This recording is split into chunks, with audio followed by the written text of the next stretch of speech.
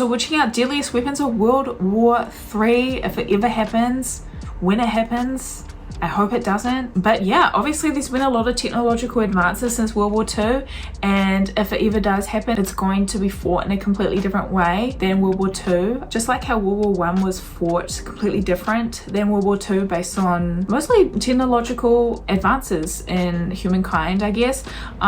So this is going to be interesting to look at the weapons that are going to be probably in World War III. It depends on when it's going to be, right? Hopefully no time soon. But we're going to check out the video, guys. Thank you so much for watching. I do have a Patreon linked down below if you want some extra content, and let's get into today's video. The date is November 2nd, 2021. The world economy has at last begun to recover from the coronavirus outbreak. But as nations begin to open up again, one country is determined to reshape the new world order in its own image. For 3 weeks, China has been building its forces for a cross-strait invasion into Taiwan.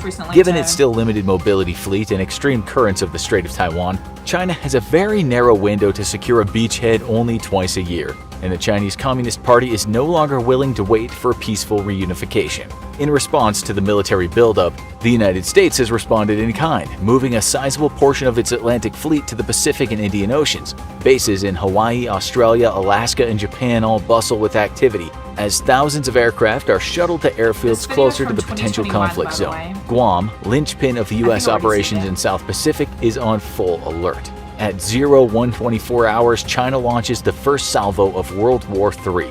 Overhead, American spy satellites pick up the unmistakable thermal plumes of hundreds of ballistic missiles lifting off launch vehicles and silos all across eastern China. Much of these missiles smash into neighboring Taiwan, but a number of them reach space and then readjust their trajectories. Guided by Chinese satellites and ground control stations, Chinese DF-26 ballistic missiles, otherwise known as Guam killers, perform course correction burns before re-entering the atmosphere, packing a warhead loaded with over 3,000 pounds of explosives. Each missile is a deadly threat to a target on the ground.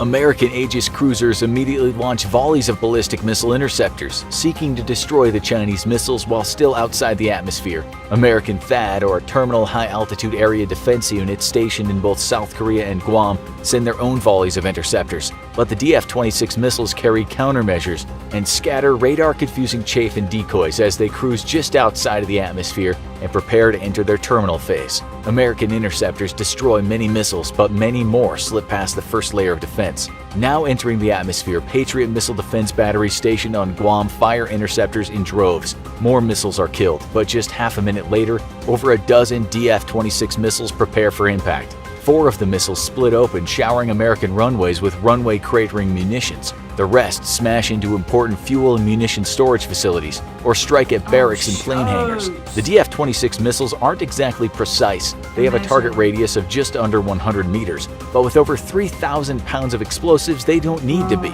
In seconds, Guam is a smoking ruin, and a significant portion of U.S. Pacific military might has just been neutralized. Out at sea, however, the DF-26 targeting American carrier strike groups don't fare as well. If China is going to have any chance of winning the war, the American carriers need to be destroyed, and have been secondary in priority only to Guam.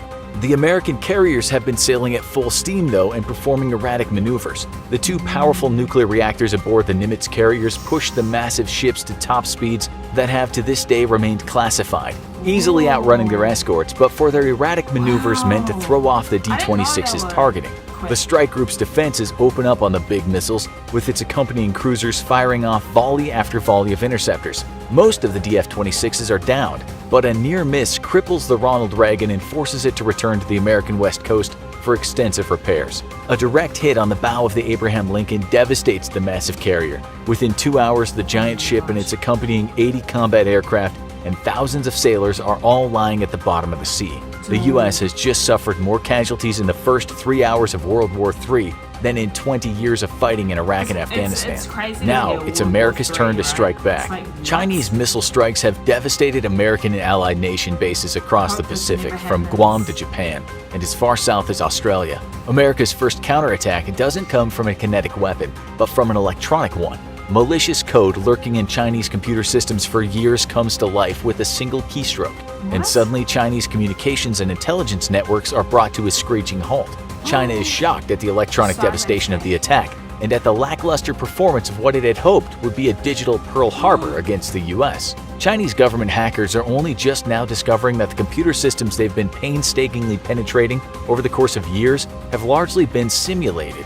Anticipating a massive cyber attack in the case of war, the US has spoofed many of its own critical military computer networks and allowed foreign powers to believe their software was penetrating real networks being used by real people.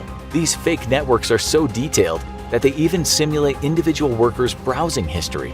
Chinese hackers can watch as personnel waste time on YouTube and playing their favorite flash games, yet it's all fake, simulated by AI.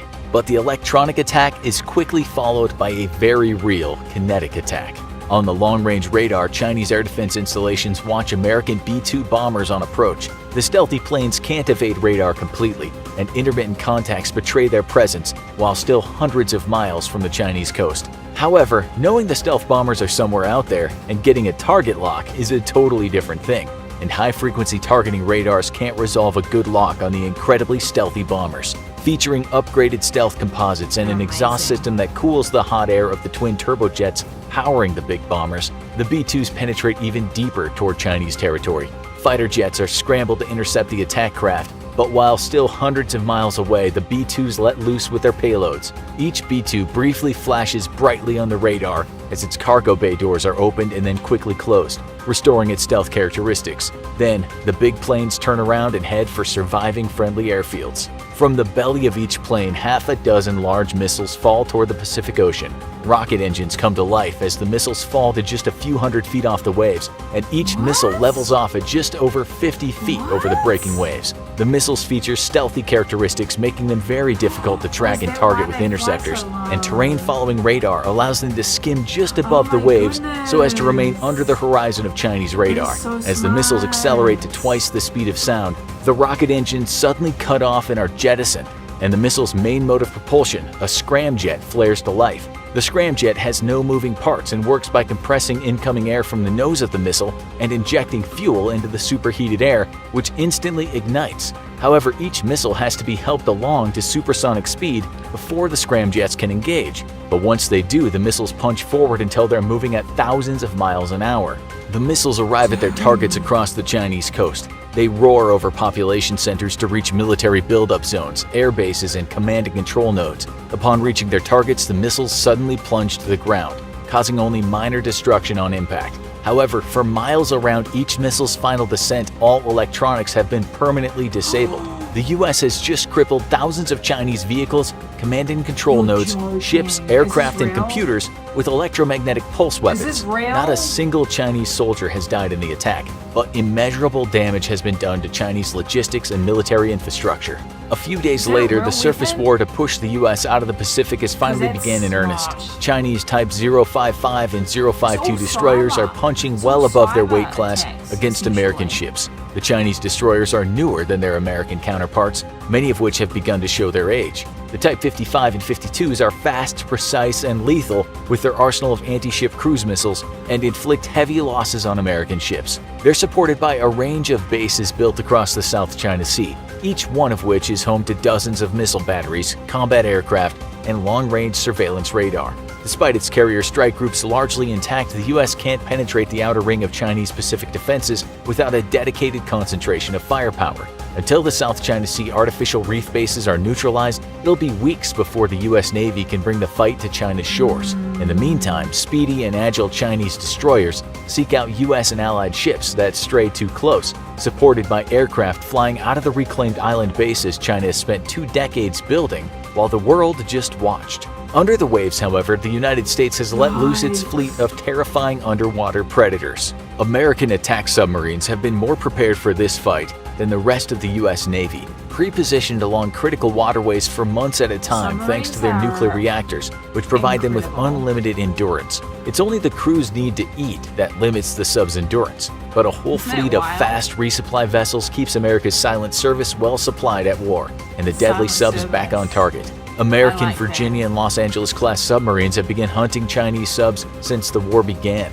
By far, their most difficult prey is the stealthy Type 39A, a submarine so advanced it caught US intelligence completely by surprise. The advantage, however, remains firmly on the US side. as China's anti-submarine warfare capabilities continued to lag significantly behind the U.S. Lacking air and surface assets to hunt down American subs, the quiet nuclear-powered subs methodically searched for the Chinese diesel-electric subs. After losing 3 subs to the American fleet, the Chinese have ordered their own subs close to support bases. The Chinese subs' main mission, after all, is to attack American surface ships, and they're still being kept at bay by the massive People's Liberation Army rocket force. However, this leaves the U.S. Silent Service free to hunt across the South Pacific, and dozens of Chinese ships are either sunk or crippled in attacks. Some American subs are lost, but the Virginia-class subs prove even more difficult to locate and sink than Los Angeles-class, featuring a new generation of noise-canceling rubber tiles and equipment built with tolerances tighter than even spacecraft.